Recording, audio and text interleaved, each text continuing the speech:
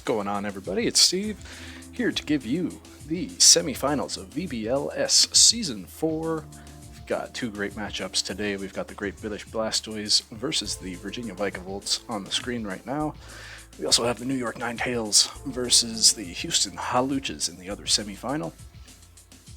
Before we get started, I wanted to note that this is two straight semifinals for all of the Blastoise, Hawluchas, and Ninetales. The only other people that have made two consecutive semifinals are me and AC, I believe. And I think Jordan's first appearance in the semifinals. So, we've got the champ of Season 3, the Great British Blastoise here, versus Jordan and the Virginia Vikavolts. And not going to talk about the teams because we're not doing a live stream, but as we can see on the screen, we've got, for Ben, we've got Dragonite, Urshifu, I believe that's Single Strike, Colossal, Inteleon, Dottler, the Menace, and Tapu Bulu. On the side of Jordan and the Vikavolts, we've got Weavile, Latias, Heatran, Throw, Gastrodon, and Aromatisse. And let's get things underway. From Jordan, we've got the Weavile lead with the Latias, and coming out from Ben's side, we've got Urshifu, it is Single Strike, as well as the Inteleon. Pressure coming out from Weavile, no weird pickpocket things going on. Dynamax immediately from the Latias, and an Icy Wind going out into the Inteleon and the Urshifu, slowing them down. That means Latias is going next, and that's going to be a quick knockout onto that very dangerous Urshifu. How does the Inteleon respond? Ooh, we do see the Life Orb on the Latias as well. Ooh, the crit snipe shot. He got me with that when I played him. Important to note there, Weavile not in possession of a Focus Sash. That's good information for Ben to have. Throw comes out, as does Rillaboolu. Grassy Surge, no surprise there. Bulu maxes right away. And we've got a Protect coming out from the Inteleon and from the Throw. Okay. So no choice items on either of those. That's a max airstream. That doesn't do a whole lot to Tapu Bulu. It's going to give some information, and a Quake barely doing anything to Throw, but boosting that special defense. I think that either tells Jordan that Bulu has an Assault Vest, or it tells Ben that Latias doesn't have a very high special attack. Either way, somebody learned something that turn. But now we got a very fast Latias and a somewhat... Ooh, there we go, the Flame Orb. We got Guts on the Throw.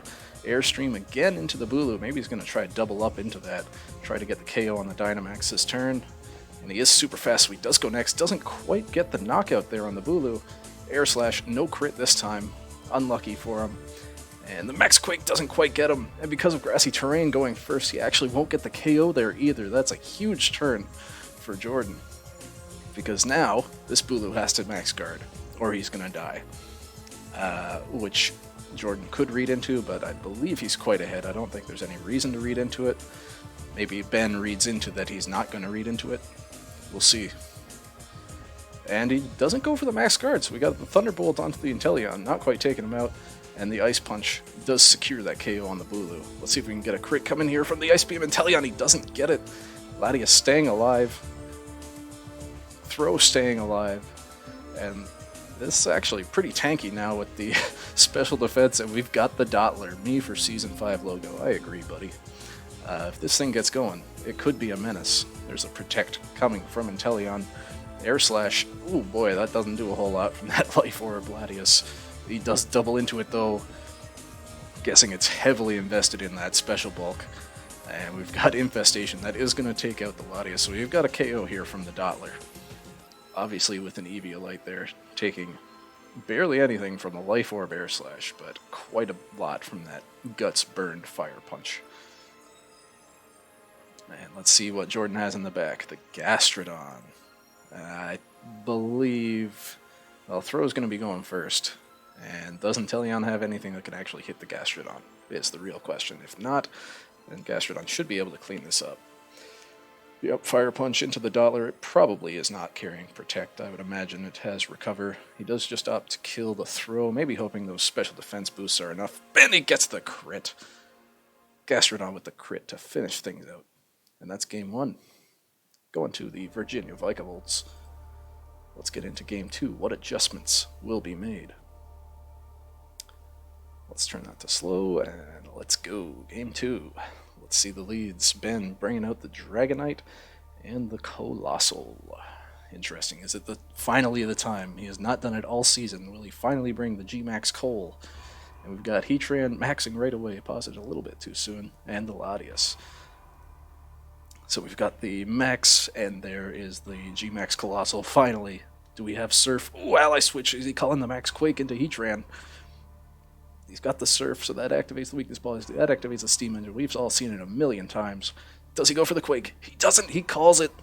Maybe he was just going for the safe play. Gets the Vocalith off. Sometimes that's enough, but Heatran's really hard to kill with that special defense boost now. Vocalith damage. Ooh, it's got to do a lot of work here, I think. Dragonite did not do a lot with that Surf, and it's going to be even less now that he's got that special defense boost. He could always get the crit snipe shots with Inteleon, though. It's definitely not over. And Bulu switches in from the Dragonite. As we get a Max Guard coming out from the Heatran. Interesting. Dodges the snipe shot pretty good. He knows he has the Max to work with, so he's...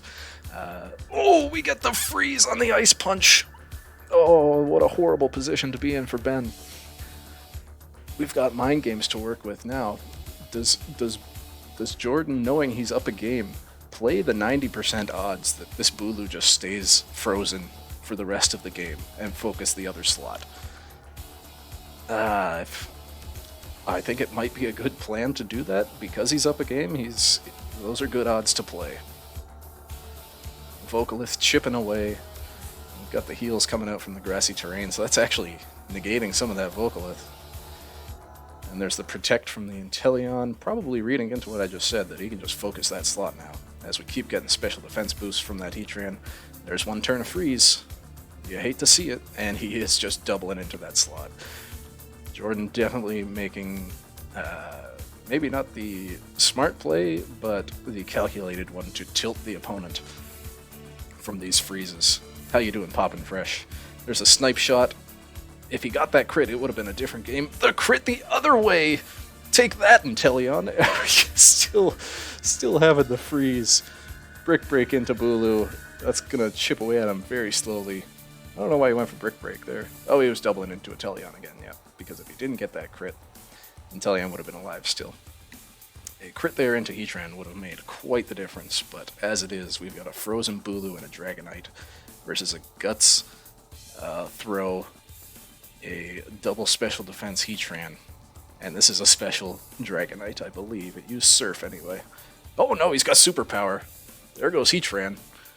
So he's mixed, or he just has a weak Surf to activate Colossal, and he stays frozen. That's, what, 3 turns now? Ice Punch takes out the Dragonite. And what's in the back here? If it's Gastrodon, he's still got a shot. He just needs to... It is Gastrodon. He needs to thaw here. And he doesn't thaw. That's probably it. One more Ice Punch, and that'll do it. Jordan, going to the finals. Props to Jordan. Oh, and they're doing the game 3 for fun. I just thought this was going to be a closed game. So let's take a look at that game 3. Jordan's probably going to do something fun here, so I wouldn't be surprised to see Aromatisse. Let's just go through this really quick. No pausing, because it doesn't matter. We've got Weavile Heatran then, so he's not doing anything super fun. And there's the Inteleon and the Bulu. And... Ooh, switching out right away into the Colossal and maxing the Inteleon. Here we go. G-Max Snipe Shot. Ooh, the Protect from the Heatran, perhaps predicting this G-Max Snipe Shot. And the Triple Axle going into the Colossal. Actually doing a surprising amount of damage, I think. And there is the Hydro Snipe. Oh man, that's some damage. Wow. Even through the Protect, that definitely would have killed. There's a Protect coming out from the Colossal. Triple Axle was actually going into the Inteleon, but he missed. That's the perils of running Triple Axle. Airstream does not take out the Weavile. That's either a bulky Weavile or a not very high special attack Inteleon. Maybe always going for the crits. Dragonite switch in, probably predicting the Earth Power, as Triple Axle does hit. Only once. All right, I never see that. And another Airstream, boosting up that speed as if he needs it. This actually leaves him wide open to a Trick Room play, and he does get the Earth Power on the switch. So Ben is in quite a lead here with the speed advantage, but Jordan does have that Dynamax available as Snipe Shot gets the crit this time. He probably would have liked that in a different game. Fire Punch does not take out the Aromatisse. That's going to get off at Trick Room. Ancient Power getting the boost. Jordan getting the boosted Heatran. And actually, funny enough, he probably doesn't want this speed boost as he just set up Trick Room. And yeah, certainly you got a max Heatran when you get the Ancient Power boost. Let's see how it goes. Moonblast does end up taking out the Dragonite, and Heatran's still going to be slower than that. Inteleon takes it out with a max Quake. So now we've got Colossal and Bulu versus Aromatisse, Heatran, +1. And Trick Room's up. And we've still got 2 turns of Dynamax for Jordan. And Heatran has super effective attacks into both of these. After you, getting around the slower Colossal, max Quake takes him out. And high horsepower. Might be able to kill him next turn. It could be a roll, but with that after you, it's just going to be a max Flare or a max Steel Spike to take out that Tapu Bulu. There we go. Jordan with a 3-0 over Ben. A well-constructed team that was. Throws my favorite amount of the season. I calc to make sure Heatran could 1v1 a Dottler. I told him to do that. Yeah, good games to Jordan, and good luck in the finals. On Ben's side, obviously a randomly generated team.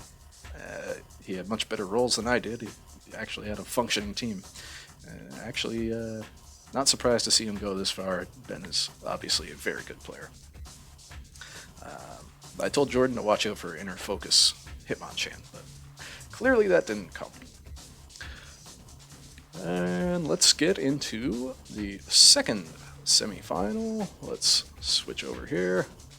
Oh my god, what the hell is all that?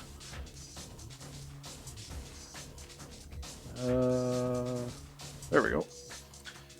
Alright, we've got the New York Ninetales versus the Houston Hawluchas. Samax and Tay both in their second consecutive semifinal, as mentioned. Tay coming fresh off the VBL-N Grand Final victory over Darkside, and with my personal favorite Porygon 2 on the team. We had a drop mid-season. Tay took over what I originally thought was a really good team from Pumpkin. But of course, when you take over mid-season, you get unlimited trades. So Tay took a good team, and when you have one of the best coaches in the league taking over a good team with unlimited trades, of course you get to this situation where they're in the semifinal. So on the side of the New York Ninetales and Samax, we've got Metagross, Rotom, Heat, Phalanx finally, Togetic, Pumpkaboo make an appearance, and Alolan Ninetales. And on Tay's side of the Hawluchas, we have Primarina, Corviknight, Pikachu, Mimikyu, Porygon 2, and Mamoswine. Alright, let's kick this off.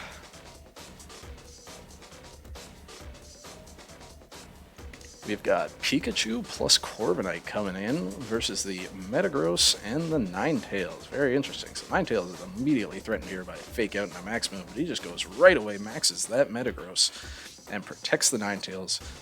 Good play, probably seeing the Fake Out coming, but Tay instead just goes for a Protect. Max Quake's still going to do a lot. Yeah, almost takes out Pikachu through that Protect. And we get a Tailwind. Oh, are we going to G-Max Pikachu? G-Max Pikachu in the Tailwind? Ooh, we do see the leftovers there on the Corviknight as we got to switch into Pumpkaboo. Light Ball, it is G-Max Pikachu. Is he going to go for it, though? No, just a Rising Voltage into the Pumpkaboo. That's clearly Eviolite off of that much damage. Iron Defense, that thing is going to be really hard to kill. Oh, he's got the Rotom in the back, though. And now that Pikachu's dead, there's no Lightning Rod to counteract that. Perhaps Pumpkaboo here to go for the Trick Room now that Tailwind is up, but we have Mimikyu to counteract that Trick Room, or just straight up Dynamax. Max Phantasm does take it out even through the +1 defense and the Eviolite. Perhaps that's a special Mimikyu? That would be really weird. There's another Iron Defense. This thing is going to be invincible. It's going for special defense boosts here, though. Not sure about that. I think a Steel Spike there would have been better off for Samax. Another Phantasm here coming into the Metagross would be very, very hard to deal with. Phalanx comes out and immediately switches into the Ninetales, probably predicting some sort of flying move from the Corviknight. There's a Protect. Oh, a crit through the Protect doing half damage, lowering the defense of the Ninetales, activating the weakness policy. And we've got the Life Orb, which I forgot to mention on the Mimikyu. Body Press takes out Ninetales. No surprise there. The big surprise is that it does not have a Focus Sash. I wonder what the Ninetales is running. Then we've got the Phalanx. Does have full health, but I don't know if it's going to be able to do much here. Ooh, it does have Defiant, raising that attack. But this Body Press coming out from the Corviknight is going to do a hell of a lot of damage, even with the no retreat. Yeah, it's at neutral defense. Alright, it does manage to stay alive. We do still have something in the back that we haven't seen from Tay yet, so I believe this is locked up for Tay. Iron Head into the Mimikyu, gets dodged by the Protect, and now a Tailwind. Even though you're at +1 speed, you're not faster than that Mimikyu. Shadow Claw takes out the Phalanx as Tay takes game 1 in this best of 3. Look at this Corviknight took absolutely 0 damage. I think Samax is going to have to make the necessary adjustment of bringing this Rotom, and that actually leaves him wide open to whatever Tay has brought to counter a Rotom, because you look at Samax's team, you know you have to counter the Rotom and the Metagross whenever you play him. So let's get into game 2. Tay wins this, goes to the grand finals to play Jordan and the Virginia Vikavolts. Same lead from Tay, and a Togetic Metagross this time. And there's the G-Max Pikachu going along with the Max Metagross, and a Helping Hands probably into a Max Quake. G-Max Volt Crush one-hit KOs the Togetic and paralyzes the Metagross. And if we get a Max Paralysis here, we do not.